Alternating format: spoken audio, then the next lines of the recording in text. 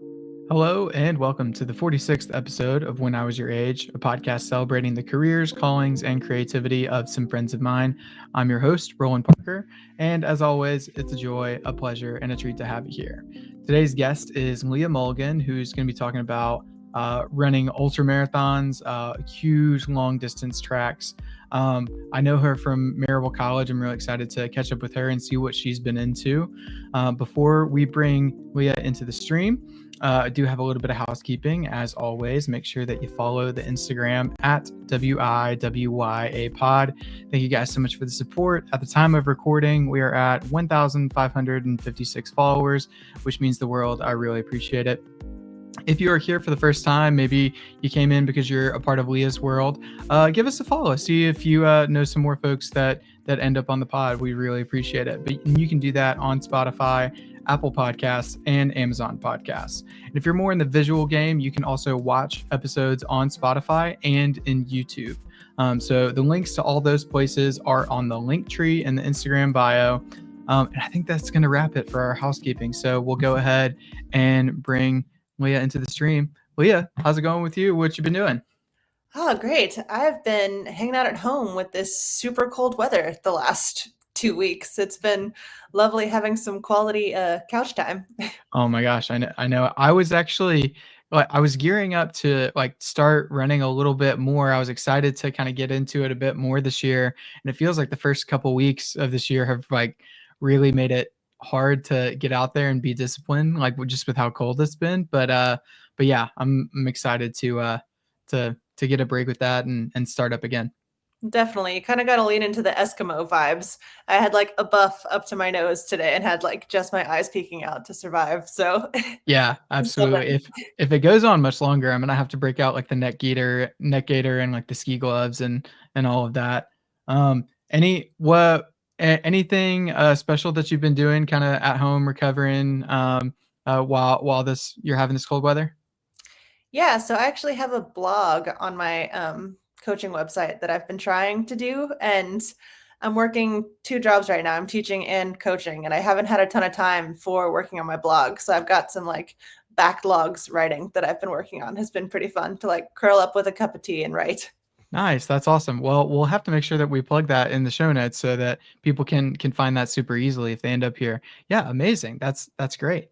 Appreciate Um, cool. Well, let's get into some get to know you questions. I would say at this point, if you're not already, make sure that you follow Lea on Instagram so you can stay in tune with all of her adventures and running and crazy miles that she's putting up. I would say maybe follow her on Strava too. We can see about linking that. If you wanna feel kind of tough about yourself, ooh, I need to get out there. But yeah, that's amazing. Have you ever had kind of a weird handle or username early on in middle school and high school? Ooh, I've got Pink Rosette. Pink Was Rosette. my Okay. Webkins username that in seventh grade I decided to also make my Snapchat username, which regretfully later in life it's still Pink Rosette, and that's a little tragic, but that's okay. That's good. It's funny to have seen folks kind of shifting. I think a lot of people our age that Instagram handles. There's a little bit more of a professionalism about it. It's very first name last name. I do see a couple folks holding out to the usernames that they've had for a while, but the ones that always stick with you are the Webkins usernames. They'll Right. come back to haunt you. It's the good old Um, days. Working with yeah. second graders now that haven't heard of Webkins, I'm like, come on. That Oh, was the dude, glory that days. was that. Yeah, that was absolutely the life. I specifically remember growing up with my cousin and my brother, being at my cousin's house, and we would all taking turns logging in to go to the curio shop and stuff. It's just such a unique time. Very in that realm of Club Penguin and all Oh of yeah, those kinds that's what of. I was about to say. What's the penguin one? Club Penguin. There we Oh go. yeah, that was such a good one. Um, no, love it, love it. Well, I've got some get to know you questions. We like to ask these to everybody, just kind of get a general picture of who you are and what you're about. Yeah. So where are you from and where do you currently live? Yeah, so I'm from Chattanooga, Tennessee, and I am still here. So, um, Amazing. I have a little tripped out minivan that I travel in during the summers. So I kind of live out west for like 2 or 3 months of the year in my van, and then I'm homebound for the rest of the year. Amazing. The hashtag van life. Oh That's yeah. killer. What do you do? We'll get into this a little bit later in the podcast, but tell us what you do. Yeah, so I've been teaching for the last 5 years and Amazing. have been transitioning over the last 2 years into doing some coaching, and then am transitioning more now into doing full-time coaching starting in May. Wow. Fingers crossed on that. So this is Love maybe it. my last semester teaching. It's kind of a cool little chapter. That's awesome. How old are you? Big theme of the podcast for us is age and kind of accomplishing things at a young age, and being around people that are in similar stages of life as you and doing difficult things. So, how old are you? I am 25. Excellent. Sorry. Well, long-winded way to ask, but there we arrived.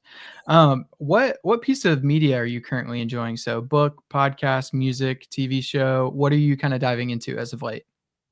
Ooh, I like podcasts a good bit for driving to work. I have about a 30-minute commute to work, so I listen to way too many running podcasts. And then my poor husband, I've somehow gotten him hooked on Grey's Anatomy. So we're on Ah, season 17 of Grey's Anatomy. He's somehow whoa. stuck through all of it with me. So There you go. we were in Seattle this summer, and I was like, we should watch Grey's. There you go. Now, are you like a lifetime follower of Grey's? Like, have you been watching from the beginning? It was my COVID show. So Ah, I binged all of it like the first 2 months of COVID. So this is nice. a rewatch for me. Excellent. My wife and I are big on like The Circle, The Ultimatum, Love Is Blind, like that kind of realm. That's very much where we reside for the shows that we watch together. I've seen Love And Is Blind. It's a good one. yeah, yeah, it's I wouldn't describe it as good, but I do. Oh, It is good to watch. yes, there you That's go. for sure. Um, Excellent. Yeah, Grey's Anatomy, solid answer. What's something you'd consider a luxurious necessity? For me, that kind of blurs the lines between a need and a want. Maybe something that's integrated into your routine or habits. Something that just kind of makes your life easier. You wouldn't want to give it up. Hot tub. Hot tub. Oh wow. Okay, tell me about that. After cold runs these days, I pretty much will finish running, get home, and immediately hop in the hot tub. Oh So a nice, like, immediate thawing. And then for running, I've done some heat training in it as well, where that helps for like adapting to when it gets back to being super hot and humid here. You can like sit for 30 minutes in the hot tub and it helps you out later on. yeah, amazing. Do you also do the inverse with like the cold exposure too, or is it mainly just the hot kind of stuff? Predominantly the hot. Okay, Big baby in the excellent. cold. Yeah, I'll take a cold shower every now and again, but I've definitely not gone into the world of the cold plunges and stuff like that. That seems a little intense. Um, Excellent. Do you have any bits that you're doing? So I kind of think of like a running joke. Maybe it's with your spouse or friends at work or just to yourself even. But any kind of bits that you find yourself doing over and over. Um, Not really a joke. I have lots of weird noises with my dog. I feel like we have full on conversations where my husband has taught her to speak, and we can like both make pitches at her that she'll like match as we're going. So we'll be like cracking up, cooking dinner, having full-fledged conversations with our dog. Amazing. Yeah, that's good. That's good. Any what do you feel like your dog's trying to let you know about, like trying to relate to you? Um, she's real needy, so I think she's just saying, "Don't leave me again." She's not really food oriented. She's more company oriented. So she's Okay. like asking for a hug or asking for us to like follow her around the house. Wow. Love it. Gotcha. So she's just trying to make sure that you guys hang out like you've been doing Yeah, for this she's cold like, weather. I'm here. You're here too. You need to stay here. Yeah, so she's like, "This is good. See? We don't need to change any of this." That's amazing. All right. This next question I love getting to ask because I like getting to compile the answer, and we can see that in the national anthem playlist that we have linked in the link tree. So you can go and find it and see Leah's answer along with everybody else's answer so far. So Leah, if you were to replace the national anthem with any song on your playlist, anything in your Spotify or Apple Music or or CDs, what have you. What song would that be? And tell me a little bit about that. Oh, that's hard. Um, Do you want to hear some examples? yeah, go for it. Okay, so what and oh, this is gonna drive me nuts. But there was one Maryville College professor when I asked him this. He said, "This land is your land" by Woody Guthrie, and that was a really solid answer. I feel like it was very true to the prompt. But I've also gotten funnier answers as well. Just "My Humps" by the Black Eyed Peas. I've gotten "Super Bass" by Nicki Minaj. So yeah, it's really any direction that you want to take it. It could be a commentary on the political state of our country, or it could just be like, I just dig this song, and I think it'd be funny to hear it playing before a football game or a baseball game, and standing up to hear that in front of a crowd of people. um, I've been listening to a lot of Camp recently, so I feel like something by Camp. Oh, okay. Any song in particular by Camp? By and By, I've been listening to a lot recently, which is a lot of just like thinking about being a life force and like going through life and the stages passing by and kind of the way that you go through it all, where I feel like it could apply to a lot of different things. Amazing. Well, if you want to hear "By and by Camp and other answers, then you can go to the link tree and you can find the national anthem playlist. Yes, There, there is. there is the title of it. It's WIWYA colon rah, and then there's like an American flag and a bald eagle on there, so you can go listen to it. The playlist is getting bigger all the time as new episodes coming out. So excellent. And last question, before we kind of get into your story, is how do we know each other? So we were both Mountain Challenge. Are we going with fellows or scholars? We were like in the changing time period there of. Oh gosh, I always knew it to be fellow. I'm not sure that I was really a part of the changing of the guard with scholars. So you tell me what you need it to be, and I'll adhere to it. Yeah, so I think it's now Mountain Challenge Scholar, but we Okay. were Mountain Challenge Fellows, where Roland was kind of a mentor as the year above me with Mountain Challenge and kind of showing me, I want to say showing you the ropes, but that's kind of cringy.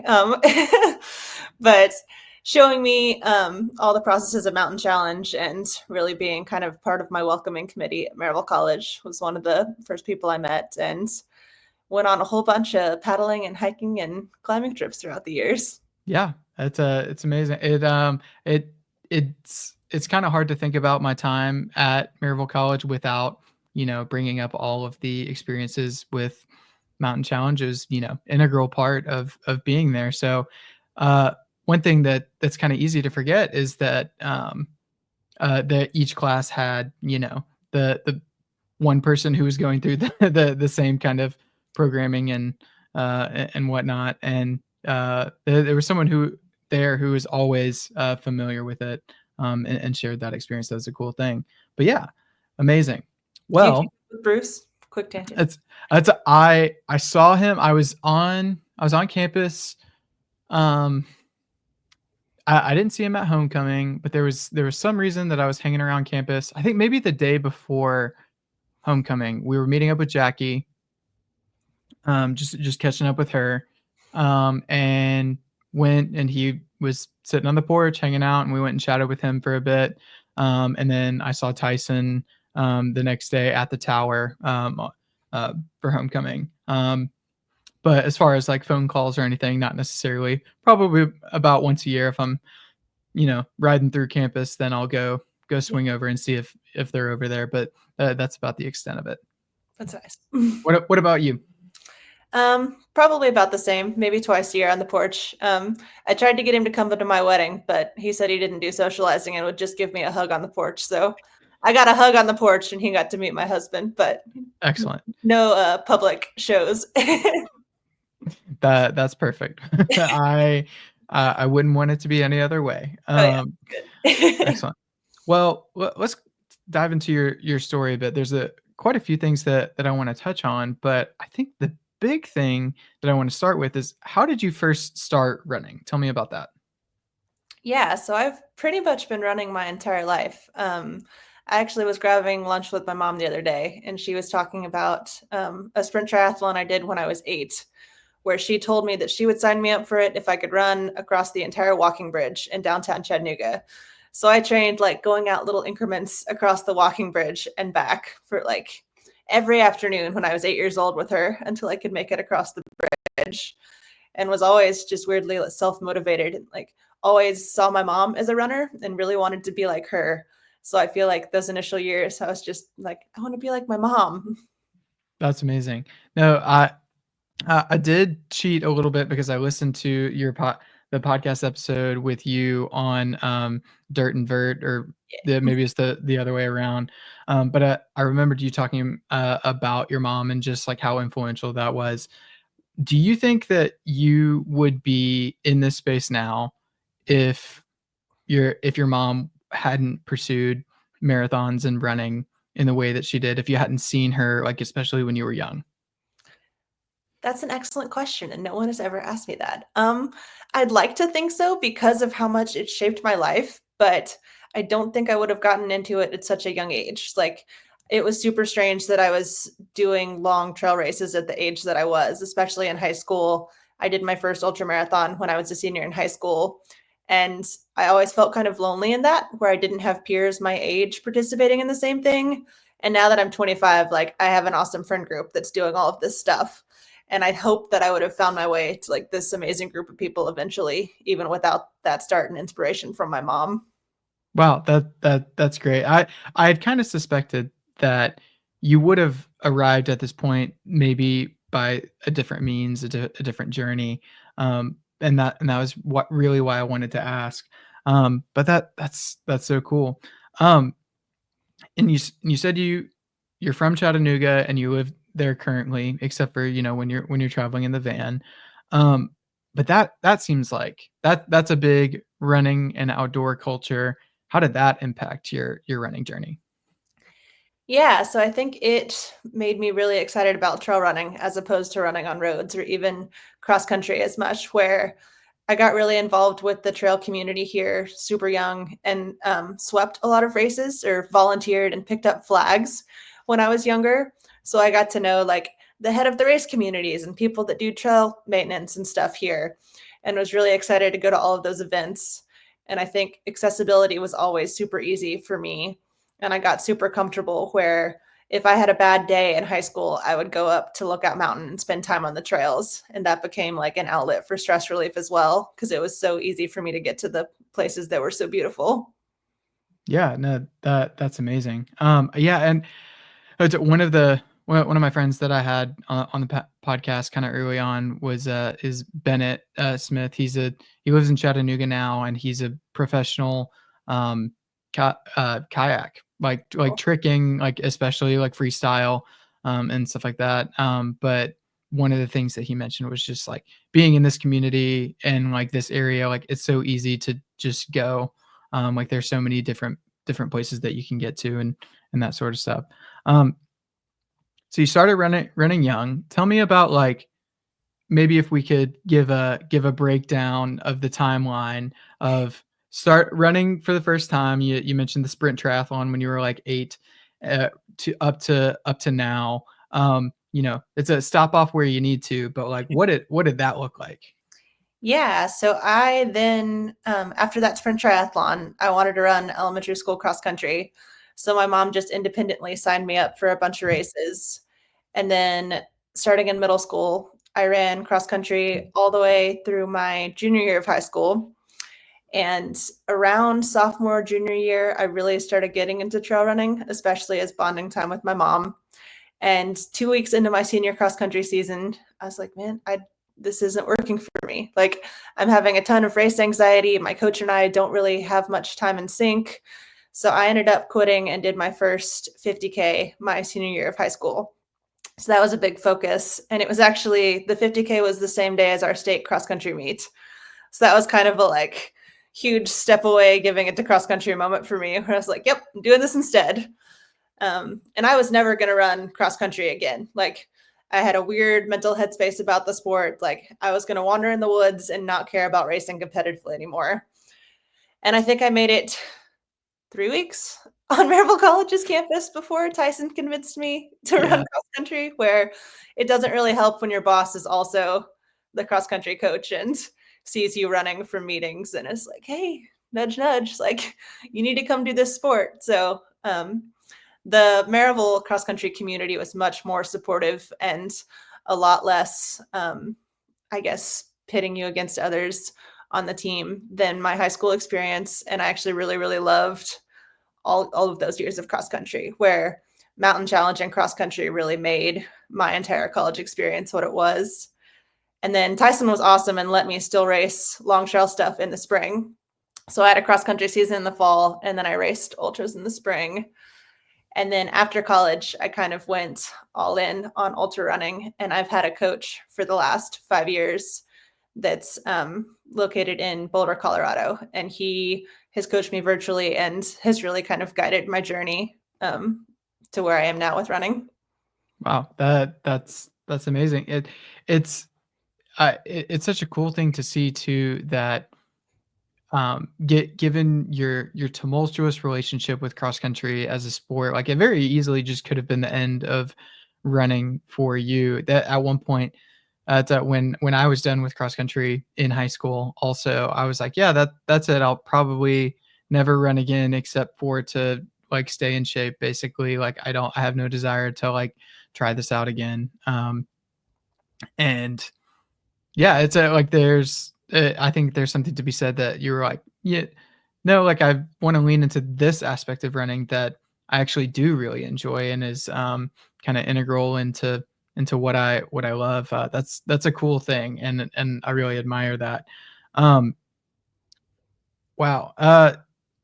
I'm trying to plan out my next question here. So given that, is that obviously cross country in high school and college, that's a very different experience from the distances, to say the least, and terrain and everything like that for these races that you're running now. What what kind of initially pulled you into doing some of these longer distances and like the huge elevation gains? What was that? What was the draw there? I think a lot of it is just my draw to the outdoors in general, where especially in these longer races, you get to see more beautiful expanses as you go. And then somewhere along the way, that line got blurred of really wanting to know what my failure point is in this sport, where it's picking more difficult races at altitude and longer races and hillier races, and wondering what that line is, where I'm going to find a race that I can't finish, and I'm going to find a speed that I totally blow up in a race. And it's like finding out all of my challenge points. And you learn so many life lessons, where my first 50K, I learned a lot about myself. And my first 100 miler, I learned a lot more about myself.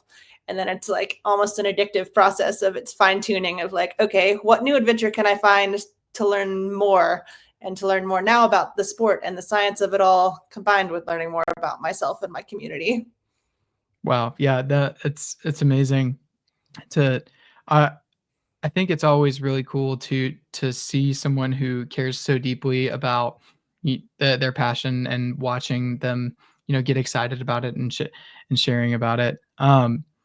So okay, you said 100 miler, which is just like so insane to me, because for me the longest time of my life I was like, okay, there's a marathon, there's an Ironman, like what anybody else that's going for distances longer than that, we're just showing off. There's not we're like, what are we doing here? What are we really proving? But tell me, like, how do you prepare for something like that?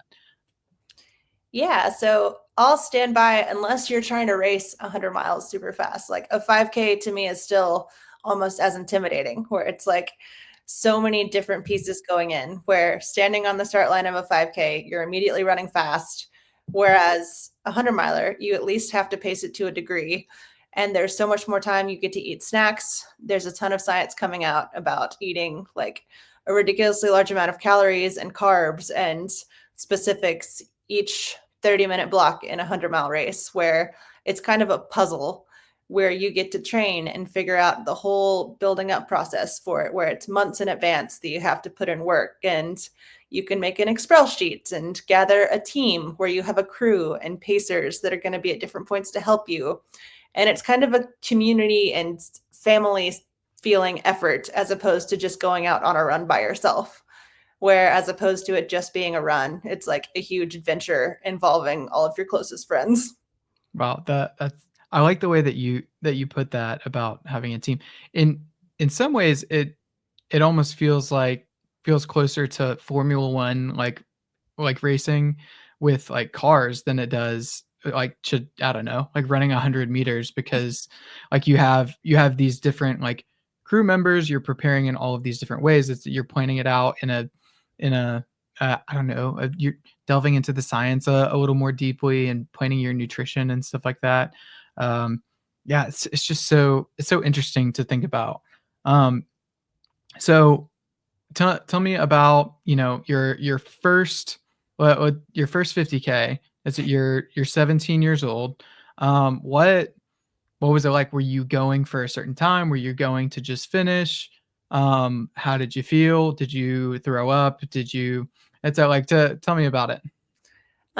Yeah, it was so much fun.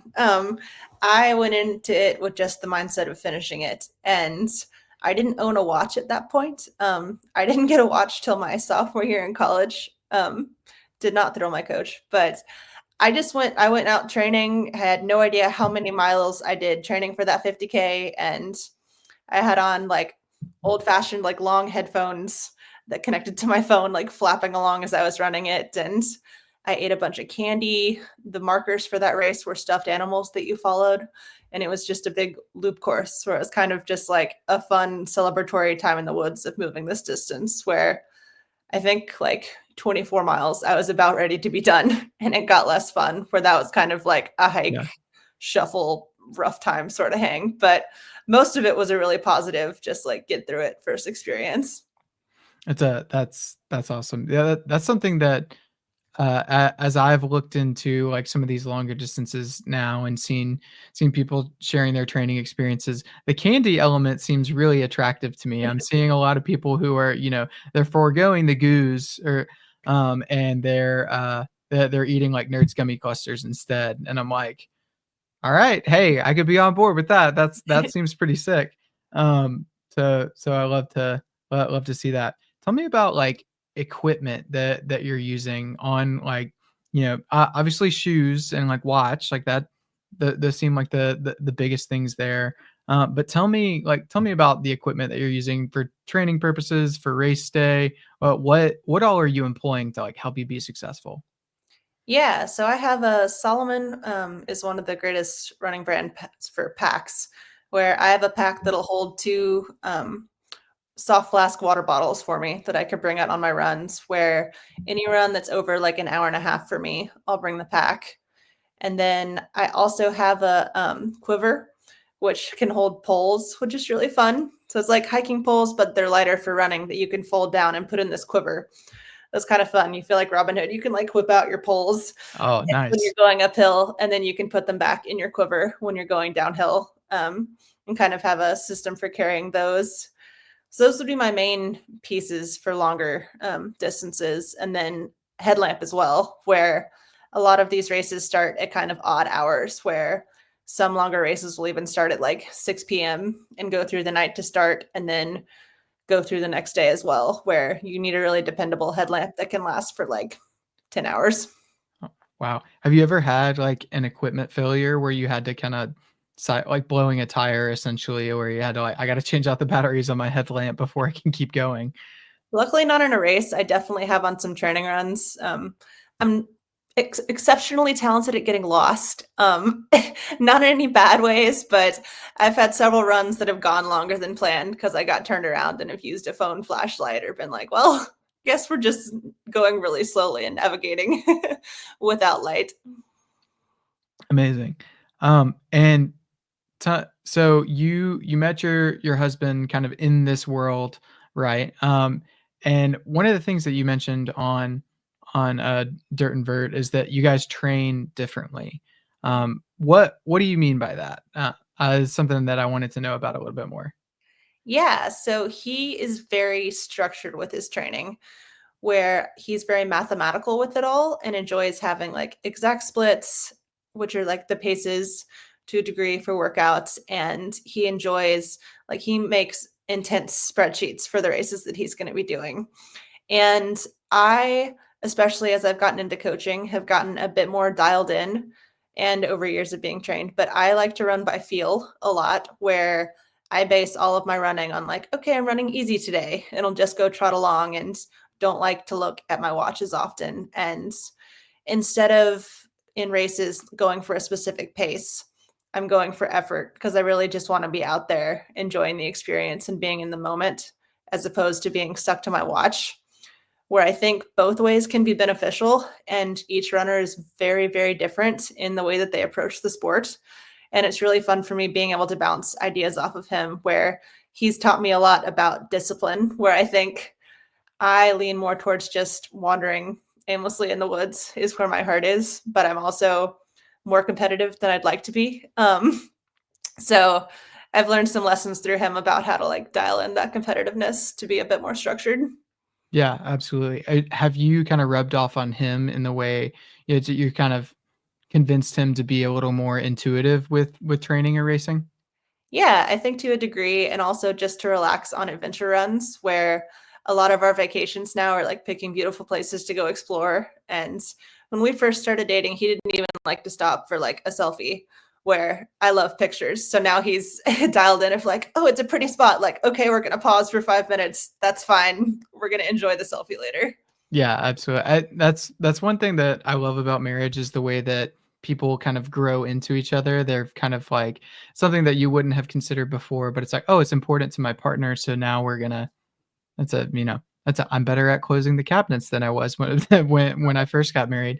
I don't But know and why that's a universal guy thing. It's so yeah, yeah, fun. I'm significantly better than I was. I've had no mistakes this year. How about that? So Awesome. it's always improving, always getting better. Um, so let's kind of shift gears, talk about coaching, because this is a world that you're kind of delving into. How long have you been pursuing coaching, like working with clients or athletes of what I don't know how best to describe it, but how long have you been doing that, and tell me more? In an official capacity, around 2 years, but was helping out some friends before that. And recently have done some more specific trainings, and then have gotten a lot of mentoring from my coach, who he has a huge athlete field that he coaches, and has been super helpful in kind of teaching me his training philosophy and really supporting me in coaching a way that feels right to me, where there's so much knowledge about running. People have been running for ages, and you kind of have to pick a philosophy that resonates with you as a coach and then stick with that direction. So I'm someone who has learned that high mileage does not resonate with me for athletes, where I'm big on the mentality of finding joy in the process, and that you can build speed and that you can build miles without burning yourself out on this sport. And I've learned to really encourage people to find the way to train that makes themselves the happiest. And it's been really fun being able to kind of have people light up more in this sport, where maybe they're just entering it or trying to do their first ultra. And I kind of want to help them fall in love with it even more. Yeah, I can really appreciate that because I think for me that was a big part of why I got burnt out in just like high school cross country, was that like I felt like I had to, perform like a certain amount or get this percentage faster, and I just like wasn't having a lot of fun, and like I felt guilty about like not improving as fast as I wanted to, or like not wanting to train like in the summer and stuff. And so like having that joy kind of component of pursuing it for the sake of pursuing it, I think that's something that could have made a big difference for me and like maybe my relationship with running now.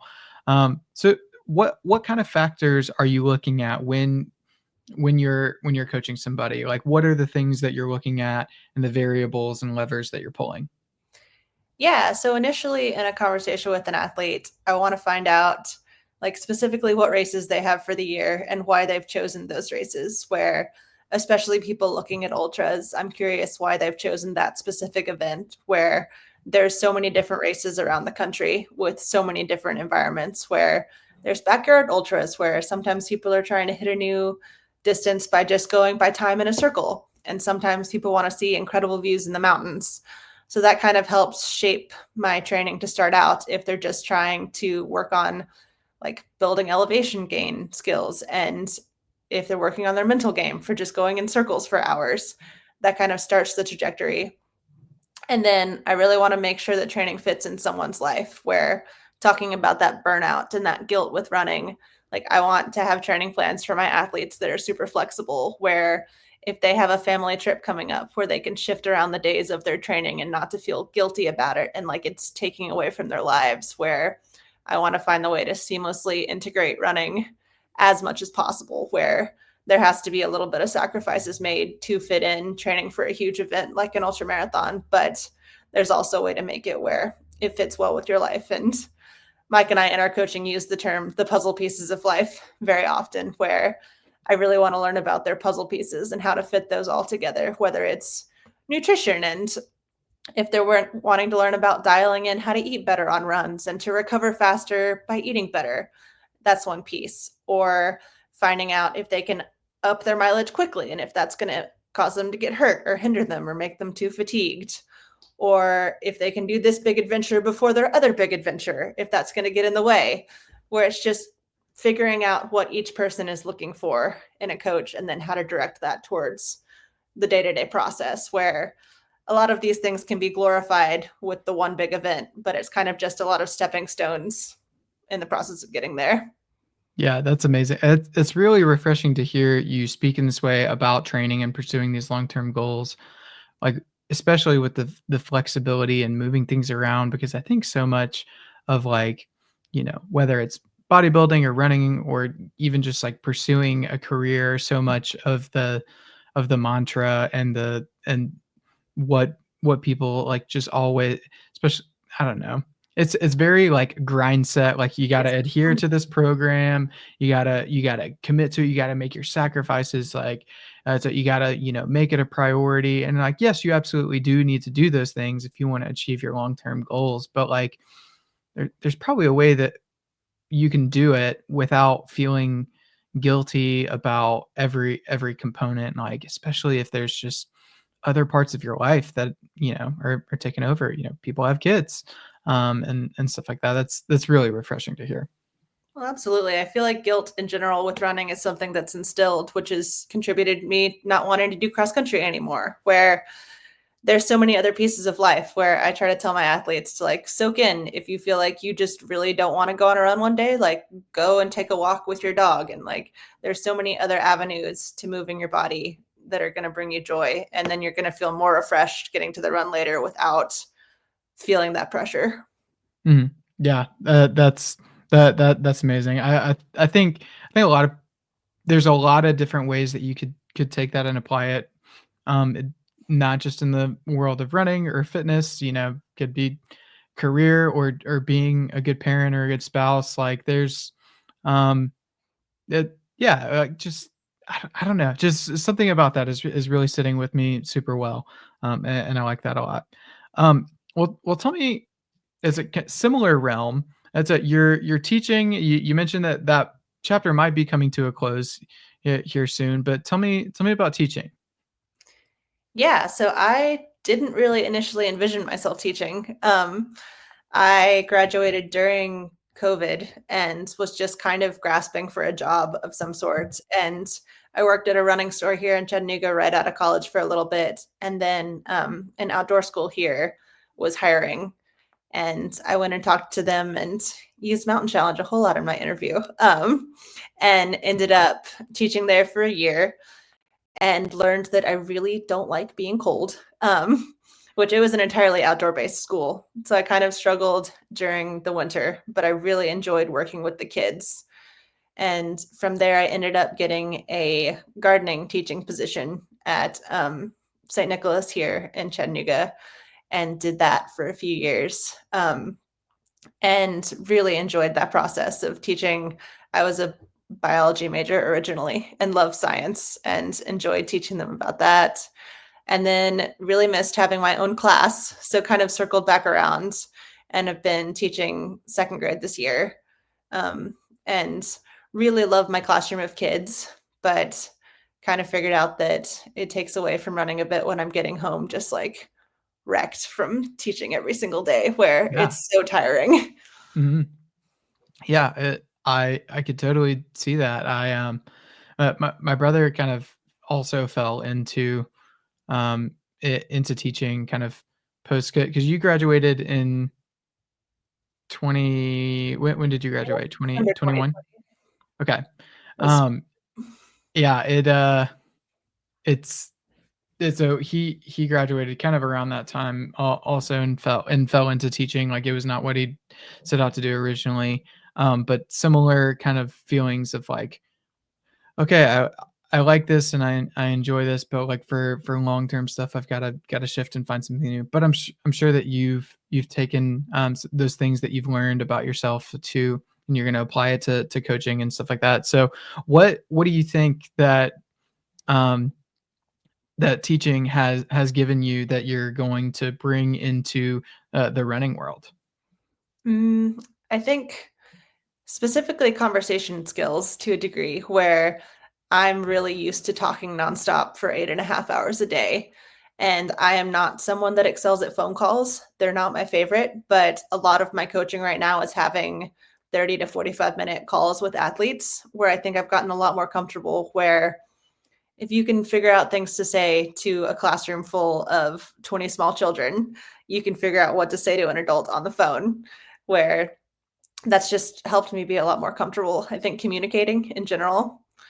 And then parent meetings as well, where sending emails and making sure that you're communicating stuff clearly has been really important in teaching, especially if there's been conflict or something like that, where the hardest part of teaching often is the parent conferences. And Mm, you get a lot of skills from that, of just delegating and getting stuff done on a specific timeline. And I think teaching's taught me to be very self-motivated, where you have to get your planning done kind of on your own timeline, and you have to get your own system in check, or you're going to have a really bad day at work. So mm. it's kind of helped where now coaching is entirely on my own time frame. So I think I'm going to be really dialed in with having a schedule for myself with coaching, primarily because of teaching. Yeah, that's cool. Was there anything that you brought from your running journey into the classroom that you yeah, so did you have the kids running laps around the garden while they were getting their perennials ready, or tell me about that? Um, I coached cross country for several years for the elementary school Okay. kids. So that was super fun. I think also the capacity to just get through hard moments, where one of the mantras that I use in really hard spots and races is it always gets better. And I think that translates really well to the teaching world as well, where if there's a kid screaming and crying and throwing a tantrum and it's a horrible moment, just tell myself it always gets better, where the next hour there's going to be a moment where a kid makes me a drawing and gives me a hug, where it's kind of that roller coaster system where that spreads across life in general. And running has helped me a lot through a lot of low moments of being like, okay, you can get through this. Like, you've gotten through weirder, worse moments. It's okay. Yeah, that's really great. I love that, and it's 100% true. It's I have not. I don't know that I've said those words exactly, but definitely echoed that sentiment when one of my girls is breaking down, and I'm just trying to sit there. People often will tell you, like, especially at this age that they are currently, like, oh, you're gonna miss it. Like, these are like the good times. Like, you're gonna look back on this soon. I'm like, it's really hard when they're like not getting out of the bath and I need them to, and like it's a or just anything like that. So good. I think it's a good reminder from a perseverance standpoint. Wh- Absolutely. And massive respect to you with parenting. It's awesome with two of them, where I think teaching most of all, I'm hoping that translates to I want to have kids. And I hope that that translates over some of those skills to parenting as well. Yeah, I think it 100% will, and you'll find it coming out in ways that just when you're there, it's a cool thing. Absolutely. Well, I don't want to do any disservice to you or your partner. I do feel that I glossed over yeah, your story a little bit. So let's go back. Tell me about um, meeting your husband and kind of connecting with running, because that's a really cool thing. Like I don't think that people often share, 100% of the same interests as their partner, but you guys having this together, seeing you guys run off from your wedding and kind of going off into the woods in the sunset was a really cool thing to get to see. So tell me about, first meeting and connecting and that sort of stuff. Yeah, so I first met him at a Thanksgiving group run like 7 years ago now, like a while ago. I think that was my sophomore year in college where him and just one other person showed up to this group run, and we kind of got to be friends through it, and we were like social media buddies off and on for years, where he was always like the cute runner guy that I thought about on occasion when I was single on Instagram. Where we didn't really interact much until he actually texted me in 2020 to see if I could pick him up from the airport. He was flying home from visiting his family in California right when COVID started. And I remember being like super bummed because I was trying to just be around my family and I couldn't pick him up. I was like, darn, I like really want to get to know this guy. So we, after that, connected on a few group runs. And then I found out he was doing a race in California that I was also signed up for. And my friends kind of cheered me on to asking him if he would have any interest in road tripping out there with me. So I like worked myself up and texted him and asked if he would want to go out there early with me, where he's a college track and cross country coach. So he's got summers off as well. And I had several other friends doing the race, but they couldn't go out as early. So I was like, man, I want to hang out with this guy. I want to go to California earlier. This could work out. And he said yes. And we road tripped out there and ended up spending a month and a half just like hanging out. We were buddies, like running in the mountains and spending time with friends. Super awkward at first. He's super quiet. So we like didn't talk half the drive to California. I'm like sitting in the passenger seats and I wasn't on my phone at all because I was like, well, this guy is driving me, which is super nice. So I like shouldn't be like scrolling while he's driving. So we're just like both sitting there silently in the car. It was good. But we were friends by the end of the summer and he asked me out once we got home, and kind of rest is history. Nice. Love it. And that's such a cool, like, special thing for you guys to both be in that world of coaching, and, you're running the same races. I feel like I heard that you often are placing, like, in the same position at these races. Is that true? Yeah, it's fun. We we both are kind of similarly competitive in the races, and it's fun if we can both podium. It's fun being like, this is my person. Where I've had several races where I've been like chasing him, where he's definitely faster than me, but I'm working on being as close to him in races as I can be. Where I'll go into like an aid station where people are passing out snacks and food, and I'm like, I'm chasing my husband. It's really fun. That's awesome. And you guys have crewed for each other as well in kind of preparing for these races. Tell me about that. Yeah. So he's paced me, like run in the last chunk of several races with me, and vice versa. Where a race I did this past summer, I did 100K out in Colorado. And you were asking about throwing up earlier. That was the first race that I got sick in a race, and it was right after we got married. So he was like holding back my hair as I puked during this race. And I was like, well, if we were going to get the marriage check mark of him holding back my hair as I puked, at least it was in an interesting way. There you go. Yeah. So Wow.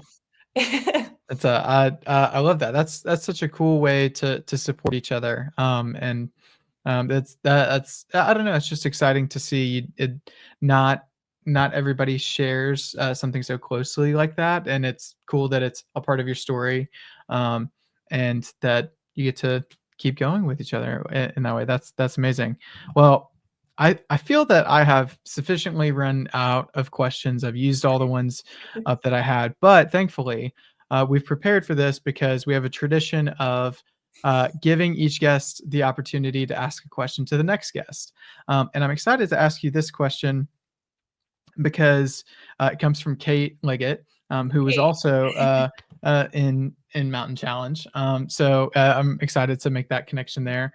And it's a fun question too because I feel that it applies to you in a little bit different way because she asks if you were riding into battle, what creature would be your mount? And for me, I kind of picture you just running into battle because that's what we've been talking about this whole time. But if you had to pick something to ride into, the fields of war, what do you think that would be? And tell me about that. Oh, I want to say some cool mythical creature, but I spent so much time as a kid watching like fantasy stories and stuff of them just riding like super cool like black stallions charging into battle with like a majestic, really long mane and like blowing in the wind. Where I'd really want a cool like mighty steed to charge into battle on with like a sword, Nice. like I think Lord of the Rings you could stuff. just pull out your trekking poles Oh yeah, there we from your go. quiver, just extendo like, and use that as your main digs. That's fun. That Nice. feels Well, is she recycling the question? I feel like that's one of the almost it's too close to a Mountain Challenge interview question. Y'all had so yeah, many fun ones. absolutely. It's one that very very much in the realm of that outdoor space group facilitator. I've I've used it before, and very yeah, I know that I've used it with like ropes course groups and stuff like that. Did you have one that you like to ask, for like if you were like trying to get to know a group and get them to step out of their shell? Um, if it's older folks, I always liked asking a tattoo question. If you could have Mm, any tattoo, or if you have a tattoo, what's your favorite, or why would you have it? nice. I like that. That's excellent. Well, that could be your next question. It's a that for the guests to come, or we could go a different route. I don't want to pigeonhole you in if that's not what you're feeling. No, that works. Okay. All right. So if you were to get a tattoo right now, what would it be? Or if you have a Yes, tattoo, if tell me you had to about get it. a tattoo right this second, what would it be, and what would be your reasoning for choosing that tattoo? Nice. Well, I'm excited to ask it for whoever comes next because that's also one that I like to ask and know. I've I remember there was a kid that I went to high school with, and he said this one time, and it's been so funny that it's always stuck with me. He said that he's going to get a tattoo of a grape so that when he's old and wrinkly, it turns into a raisin. Oh my gosh. It's just like, yeah. Shout out to Ben Connery. I doubt you're listening to this, but it that I remember. I don't remember exactly when he said it, but it's just like something that's always stuck with me. Sometimes like things like I don't know, they're just like so funny that they stay with you forever. I've forgotten a million things from high school, but I know that Ben Connery would get a grape tattooed to could turn into a raisin, and I know a squared plus b squared equals c squared, and the mitochondria is the powerhouse of the cell. Those are the things that have stuck with me. Man, a squared plus b squared equals c squared sticks. I don't know what that one that would have as well. Yeah, yeah. If we want to get a little more advanced, we could go quadratic formula, but I'm a little afraid to get it wrong, so I'll just say quadratic Yeah, formula, I and you can teach second assume that grade I math. know it. That's out of my realm. I'm Yeah. teaching three-digit addition with regroupings hard sometimes. Oh, yeah. See, that's all we really need. It's a how important is the quadratic formula when I'm calculating my mile splits? Like, let's be real. I mean, if you don't remember it now, it must not be that important. That's what I'm saying. Exactly. All right. Well, Leah, do you have any parting thoughts before we shut down the show for this episode? I think I'm good. Thank you for having me on. It's super cool. I'm excited to go back and listen to some previous episodes and see kind of insights of where some other people are that are connected in different ways through you. Yeah, 100%. It's a well, that's a yeah. Let us know if one stands out. Love to hear it. If you have made it to this point in the episode, go to the Instagram post and give us a horse emoji on on the post. So you can add that in the comment section there just to let us know that you made it this far. We'd really appreciate it. But thank you guys for listening to episode 46 of When I Was Your Age. And we will catch you in the next one. Thanks.